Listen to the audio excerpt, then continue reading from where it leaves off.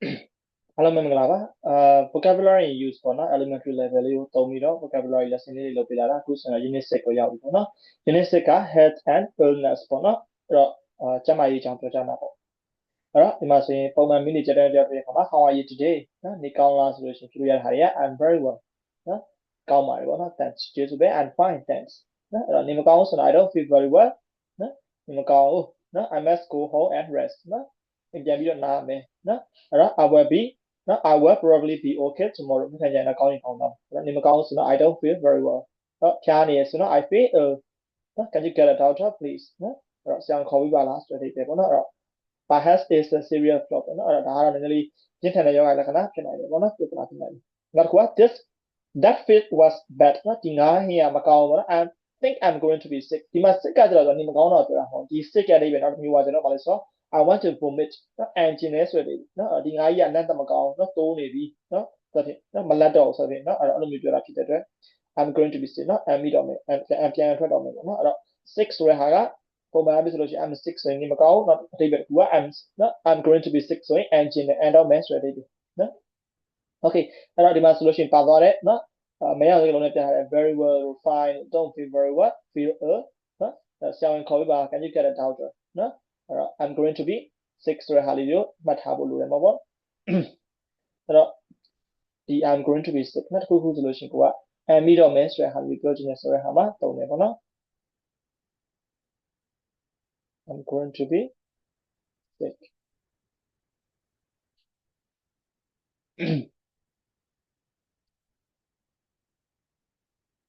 okay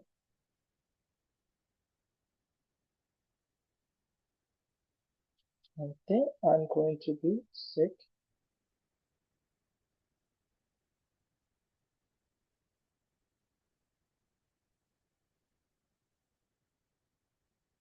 no hold on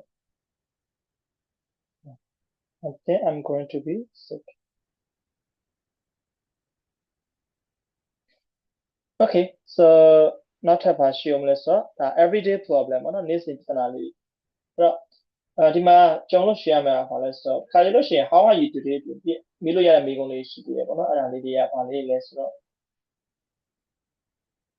နော်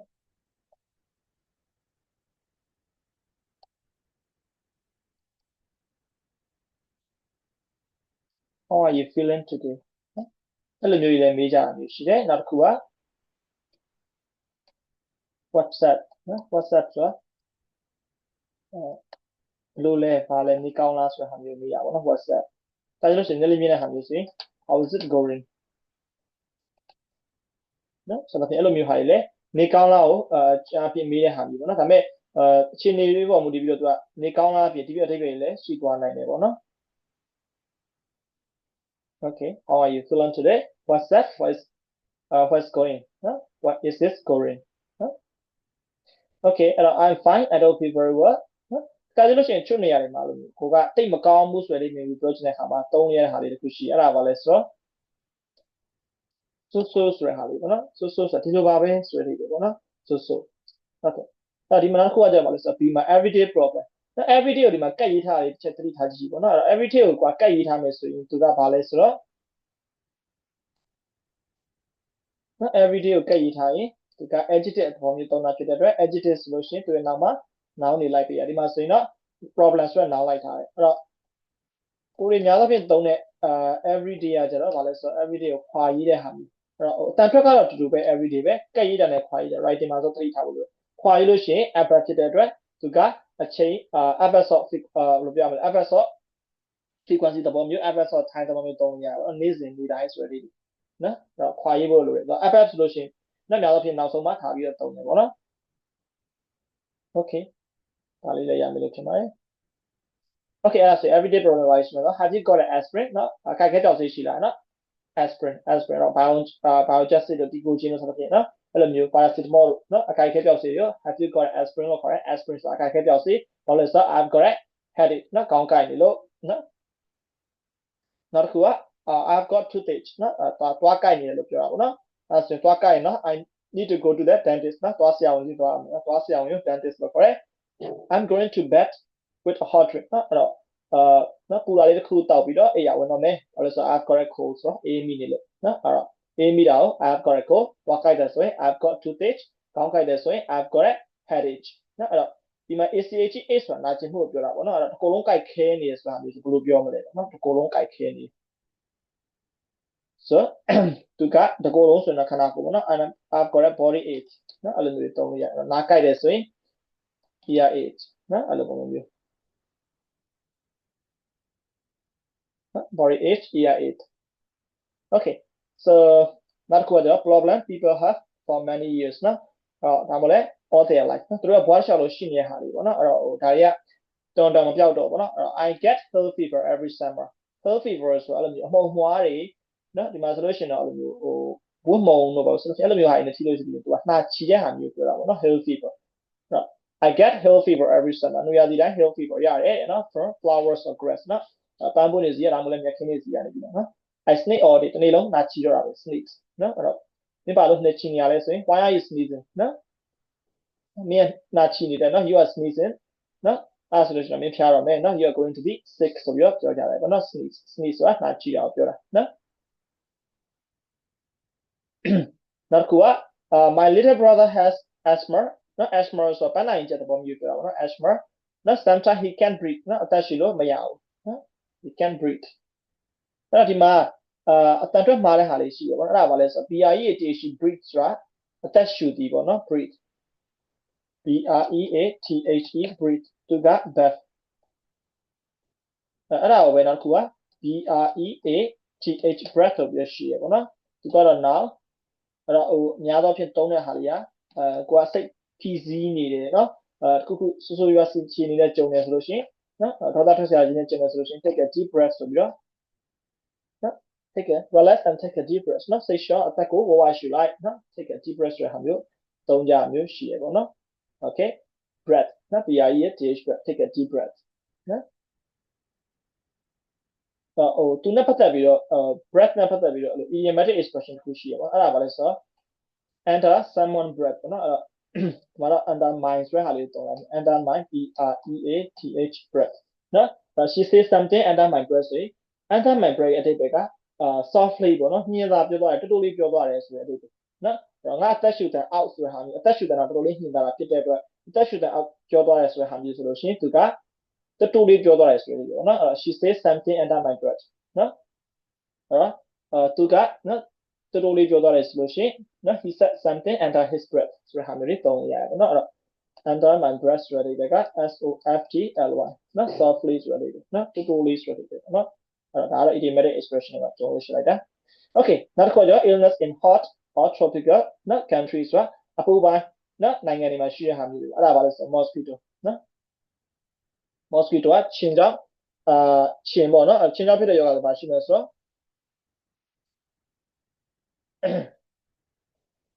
in some country mosquito can get people malaria နော် mosquito ကြောင့်ဆို malaria ဆိုတော့ malaria ဆိုတဲ့ရောဂါနော်သူတို့တော့ကိုရှိမှာပေါ့နော်နောက်တစ်ခုက drinking water was bad နော်တောက်ရည်မကောင်းနော်အဲ့တော့တောက်ရည်ဆိုရင် drinking water ပေါ့နော် many children had နော် cholera နော် cholera ဆိုတာone ပြတ် one short ပြောတာပေါ့နော်တောက်တဲ့ရည်မကောင်းတာဖြစ်တဲ့အတွက်ရည်ကြောင့်ဖြစ်တဲ့ဟာမျိုးဆိုလို့ရှိရင်နော် cholera ဆိုရဲone ပြတ် one short ကဖြစ်တယ်အဲ့တော့ malaria ကနော်ချင်းကြောင့်ဖြစ်တဲ့ရောဂါ cholera ကတောက်ရည်နော်မတန်ကြောင့်တောက်ရည်မတန်တဲ့တောက်သုံးရည်တောက်ပြီးလို့ဖြစ်တဲ့ရောဂါပေါ့နော် cholera okay နောက်တစ်ခုက serious illness ဆိုဘာရှိလဲဆိုတော့ cancer ပေါ့နော်ဒါကပြင်းပြင်းထန်ဖြစ်တဲ့ဟာမျိုး every year cancer kill many people who smoke နော်ဆလေးတောက်တဲ့လူများစွာကို cancer ကြောင့်တည်ကြရတယ် cancer တက်တယ်ပေါ့နော် my father went to hospital နော် when he had a heart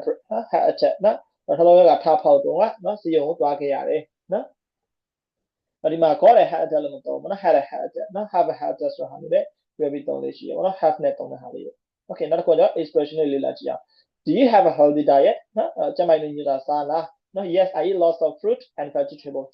နော်အဲ့ဒါဒီမှာကြုံလို့ grammar point နေပြပြမှာပေါ့နော်အဲ့တော့ fruit ကဒီမှာနော် s မပါဘူး lots of ပါပြီ vegetable မှာကျတော့သူက s ပါတယ်အဲ့နှစ်ခုကိုကွာချက်လေးရပါလဲဆိုတော့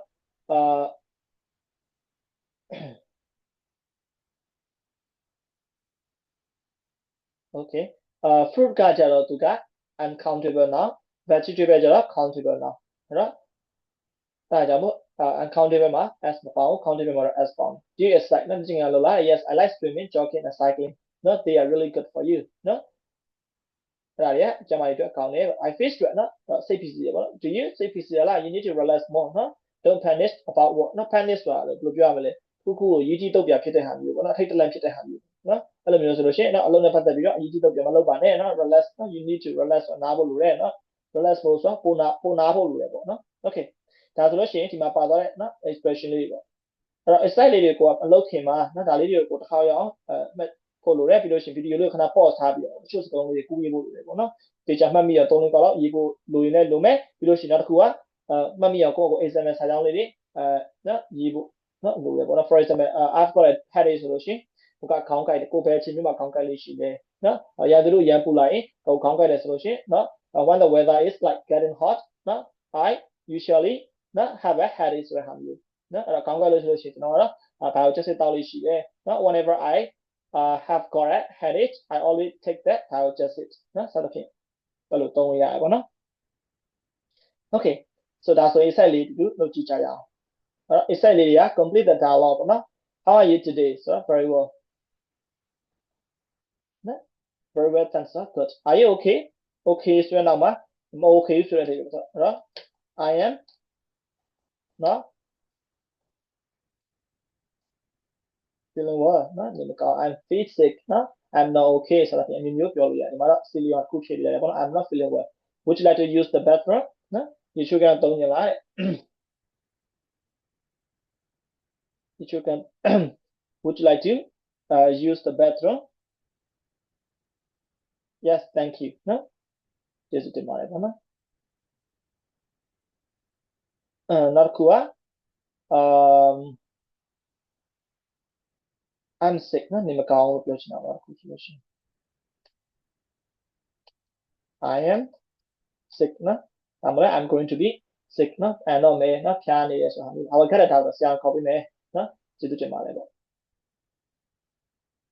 နောက်တစ်ခုက okay thank you နောက်တစ်ခုကကျတော့ here's the dentist phone number နော်သွားဆရာဝန်ရဲ့ဖုန်းနံပါတ်ဆိုတော့သူဘာဖြစ်နေရလဲဆိုတော့ I have got GOOTHACHE toothache နော်အဲ့တော့ I've got toothache ဆိုတော့သွားကြိုက်နေရလို့ပြောချင်တာပေါ့နော်သွားဆရာဝန်ရဲ့ဖုန်းနံပါတ်နော် your nose is red နော်မျက်နှာခေါင်းရဲနေပါလားဘာဖြစ်တာလဲဆိုတော့ have you got it ခိုးနော်အေးမိတာလားနော်အေးမိဆိုအေးမိနာစီရလို့နော်နာစီလို့နှာခေါင်းကြီးနေနာခါမှန်းနေရလို့ yes နော် have a hot drink and go to bed early နော်အဲ့တော့ပူတာလေးတစ်ခုတောက်လိုက်နော်ဒီနည်းလေးတောက်လိုက်ပြီးလို့ရှိရင်အရာဝင်ဆိုတဲ့ပြောချင်တာ okay နောက်တစ်ခုကကျတော့ဒီမှာရှိရနော် illness နဲ့ treatment နဲ့နော်ပြောကြည့်ရအောင်အဲ့တော့treatment လေးတွေကိုသိထားဖို့လိုတယ်ပေါ့နော်အဲ့တော့ကိုကတခါလို့ရှိရင်ကိုကနေမကောင်းဖြစ်တဲ့အကြောင်းကိုပြောမယ်တခါလို့ရှိရင်ကိုရဲ့တငယ်ချင်းတွေ miss တွေနော်တယောက်ကနေမကောင်းဖြစ်တဲ့အကြောင်းပြောတဲ့အခါမှာကိုက treatment လေးကိုပြန်ပြီးတော့ပြောပြဖို့လိုတယ်အင်္ဂလိပ်လိုအဲ့တော့ headache ဆိုရင်တော့ take an aspirin နော်ကြက်ကြောက်စီတောက်ထားလိုက်လေ take an aspirin အဲ့တော့ toothache ဆိုလို့ရှိရင်များသောဖြင့်တော့ toothache ကအခက်အခဲပြောဆိုလို့မရဘူးသွားဆောင်ပြီးကောင်းပါလေရတယ်ဖြစ်တယ် go to the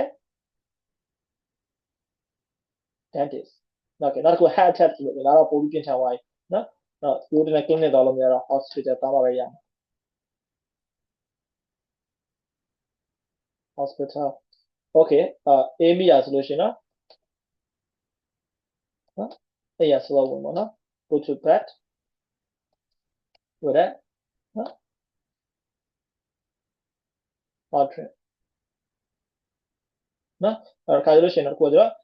နော် nutrition ဝတ်ထားဆိုရင်နော် wear warm clothes ဆိုတဲ့ဟာမျိုးလေးပြောလို့ရတယ်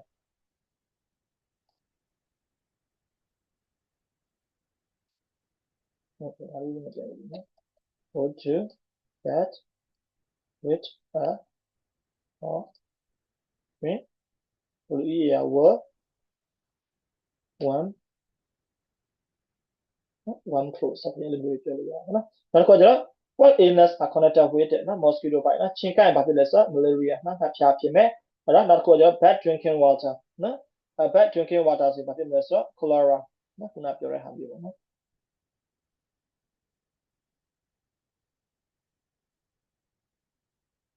CHOLERA နော် cholera နော်1.1 shot ဖြစ်မယ် pollution တော့နော် traffic fumes တော့နော်မိကုန်ငွေတွေတော့နော်လေတို့မတန်းစင်တာလို့ဆိုရင်လည်းဆိုအသက်ရှင်မောပန်းနိုင်ချက်ပေါ့နော် ASTHMA asthma နောက်တစ်ခုက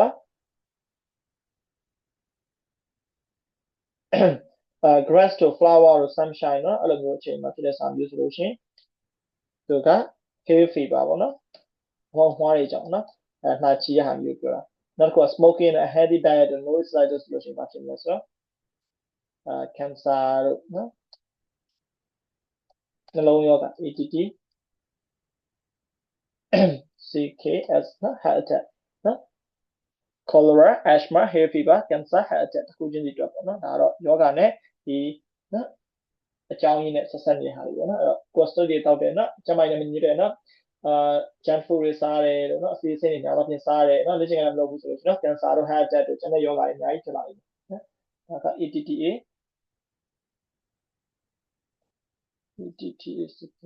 heart attack okay ဒါတော့ LMS 6.4 လေးတော့ speaking လေးပေါ့နော်အဲ့တော့ do you have a healthy diet ပေါ့နော်အဲ့တော့ကျန်းမာရေးနဲ့ညီတာစားရလားဆိုတဲ့ဟာလေးပေါ့နော်အဲ့တော့စားရဆိုလို့ရှိရင်ကိုကဖြေလို့ရတဲ့ example စာကြောင်းလေးတော့ဖြေပြလိုက်ပြီပေါ့နော်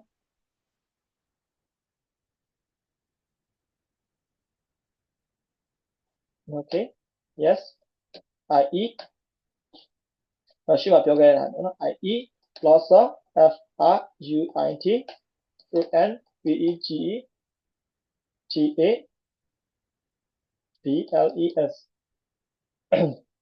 no I eat lots of fruits and vegetables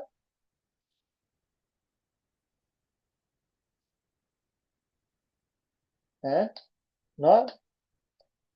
too many နော်ချိုးရတဲ့တိတ်မစားဘူးနော် okay နောက်တစ်ခုကြော what exercise do you do နော်ဒီလို exercise တွေလုပ်လဲဆိုတော့ exercise တွေတော့အများကြီးရှိတယ်နော်အဲ့တော့လောလောကူပြောကြပါစို့နော်လောလောကူဆိုလို့ရှိရင် I like cycling cycling and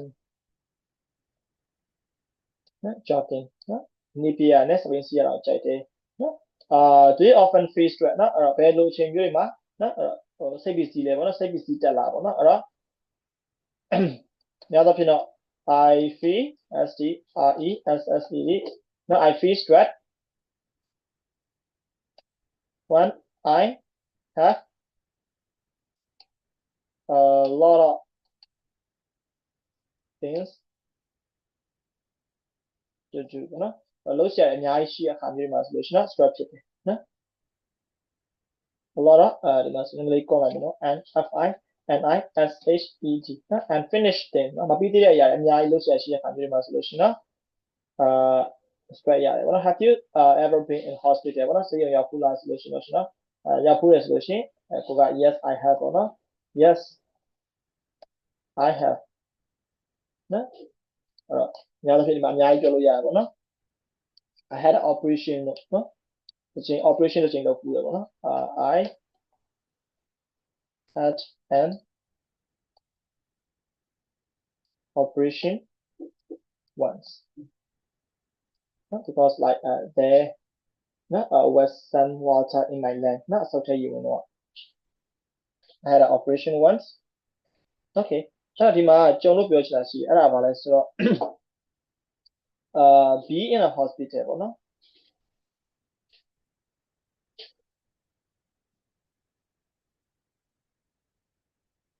okay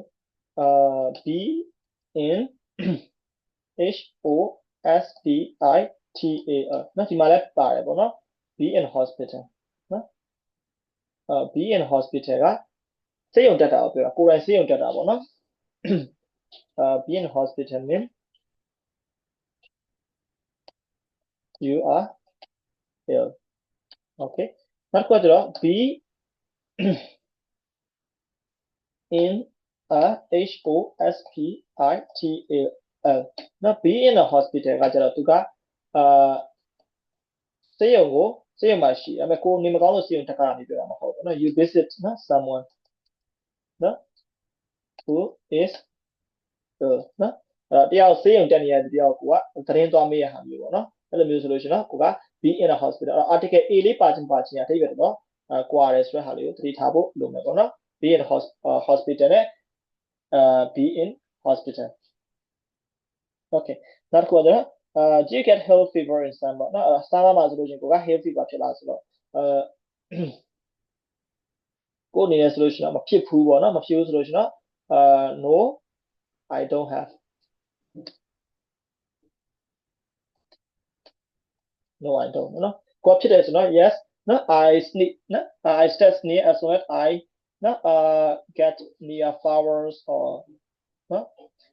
grass ပေါ့နော်hay fever flower တို့ grass တို့နာမှာကိုကနေလို့ရှိလို့အဲ့ရဝင်းမုံတို့နော်အမှုံမွားတွေကြောင့်ကိုဖြစ်တာဖြစ်တဲ့အတွက်နော်အဲ့တော့ hay fever နော်ဟို standard ကိုဆိုတော့ SNEEZE နော်အဲ့တော့ကိုရှိရဆိုလို့ရှိရင်နော် ISTART I step SNI I step near when I get near flower or grass okay အဲ့လိုမျိုးလေးပြောလို့ရတယ်ပေါ့နော် okay ဒါတော့ဒီမှာရှိတဲ့ listing လေးကိုဒီလိုလုပ်ပြီးတော့တာပါ okay so ဒီနေ့သင်ခန်းစာတော့ဘယ်လောက်ပါပဲကိုလုပ်ပြီးတော့ insight တွေကပြီးလို့ရှိရင် 6.4 ဆိုတဲ့ဟာလေးဆိုရင်ကိုကခြိုက်ရမယ်ဆိုတော့ writing ဒါကိုက speaking လေးကျင့်ကြည့်မယ်ဆိုလို့ရှိရင် speaking ဖြစ်သွားလိမ့်မယ်ပေါ့နော်အဲ့တော့ခြိုက်ကြည့်တဲ့ဟာလေးတွေကိုကစခိုင်းချင်တယ်ဆိုလို့ရှိရင်တော့အမလေးချင်တယ်ဆိုတော့ဒီ video လေးရဲ့နော် comment မှာနိုင်လို့ရတယ်နောက်မှကိုပေးပါမယ် okay so that's all for today ပါကြံရှိနေသေးတယ်နော် unit တွေကိုဆက်ပြီးလေ့လာချင်တယ်ဆိုလို့ရှိရင်တော့ဒီ YouTube channel ကို like and subscribe လုပ်ပြီးတော့ဘေးနား notification လေး on ထားပါအဲ့ဒါဆိုတော့သင်ခန်းစာအဖြစ်တင်နိုင်နော်အချိန်နဲ့တပြေးညီကိုယ့်ရဲ့နော်device မှာပေါ်လာလိမ့်မယ်ပေါ့နော်အဲ့ဒါကြံလွယ်ကူလေ့လာလို့ရပါမယ် okay so thank you ပါ